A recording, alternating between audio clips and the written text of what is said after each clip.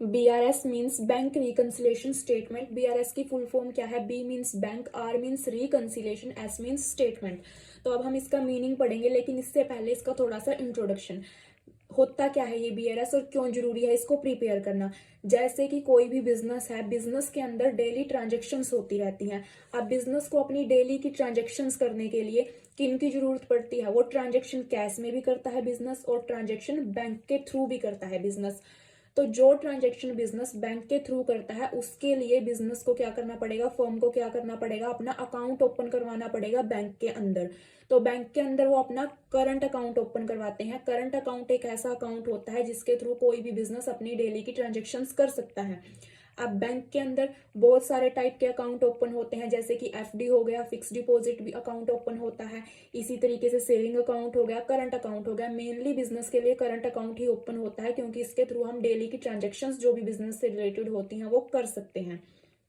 तो अब फर्म का बिजनेस, जो भी बिजनेस है, फर्म है, उसका करंट अकाउंट तो ओपन हो गया बैंक के अंदर। अब जो फर्म है वो खुद क्या प्रिपेयर करती है? फर्म अपने अकाउंट्स जब प्रिपेयर करती है तो वहां पर कैश बुक प्रिपेयर करती है फर्म। तो जब वो कैश बुक बनाती है, डबल कॉलम कैश बुक जब बनाती है, क्यों बनाई जाती है? क्योंकि अगर वो कैश और बैंक दोनों के थ्रू ट्रांजेक्शन कर रही है तो वो double column cash book prepare करेगी, जिसके अंदर एक कॉलम कैश का होगा और दूसरा कॉलम बैंक का होगा। जितनी भी फर्म की कैश से रिलेटेड ट्रांजेक्शन होंगी वो कैश कॉलम के अंदर जाएंगी, और जितनी भी फर्म की बैंक के थ्रू की गई ट्रांजेक्शन होंगी, चाहे फर्म ने बैंक के थ्रू रिसीव किया हो चाहे पेमेंट की हो, वो सारी कैश बुक के बैंक कॉलम के अंदर जाती हैं। तो ये सब तो प्रिपेयर करती है एक फर्म, कैश बुक प्रिपेयर करती है जब। अब इसके बाद बात आती है बैंक की। बैंक हर एक फर्म का, जितनी भी फर्म के करंट अकाउंट ओपन होते हैं, सेपरेट अकाउंट होते हैं हर एक फर्म के, तो बैंक उनसे रिलेटेड सारी ट्रांजेक्शन उनके अकाउंट में करता है। इसके लिए फर्म के वो लेजर्स भी प्रिपेयर करता है और फर्म को टाइम टू टाइम इंफॉर्मेशन देता है। तो जो कॉपी होती है फर्म के अकाउंट की, बैंक के द्वारा जब फर्म को सप्लाई की जाती है उसे पासबुक बोला जाता है, बैंक की पासबुक। तो अब जो ये ट्रांजेक्शन होंगी ये कहाँ पर रिकॉर्ड हुई? फर्म अपनी सारी की सारी ट्रांजेक्शन जो भी उसने बैंक के थ्रू की है, कैश बुक के बैंक कॉलम के अंदर रिकॉर्ड करती है और बैंक पासबुक के अंदर रिकॉर्ड करते हैं। तो ये सब ट्रांजेक्शन जो भी बैंक के थ्रू हुई दो जगह पर रिकॉर्ड हुई, कैश बुक के अंदर और पासबुक के अंदर। अब दोनों का जो बैलेंस होगा, हो सकता है मैच हो भी जाए और हो सकता है नहीं हो मैच।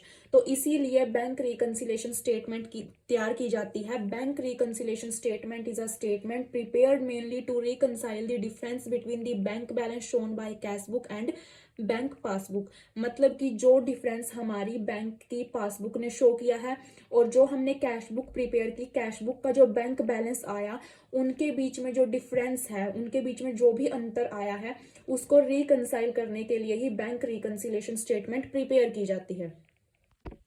अब इसके बाद नेक्स्ट पॉइंट आता है कि जो ये डिफरेंस है कैश बुक और पासबुक के अंदर, ये क्रिएट क्यों होता है, किन रीजंस की वजह से ये डिफरेंस आता है और क्यों हमें BRS को प्रिपेयर करना पड़ता है।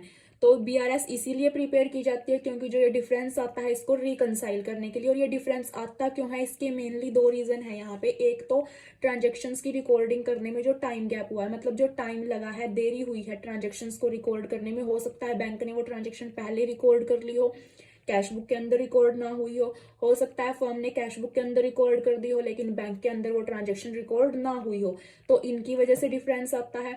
दूसरा डिफरेंस आता है एरर की वजह से, मतलब कि कोई ट्रांजेक्शन को रिकॉर्ड करते टाइम एरर हो गया, एरर कमिट हो गया, गलती हो गई, तो उस टाइम भी वो गलती बैंक के थ्रू भी हो सकती है और फर्म ने जब कैश बुक प्रिपेयर की वहां पर भी हो सकती है, दोनों तरफ से हो सकती है वो मिस्टेक।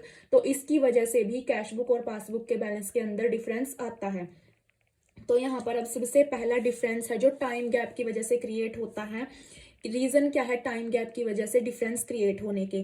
अब cheque issued but not yet presented for payment in bank. Cheque issue कर दिया फर्म ने, बट वो चेक अभी तक पेमेंट के लिए बैंक में प्रेजेंट नहीं किया गया।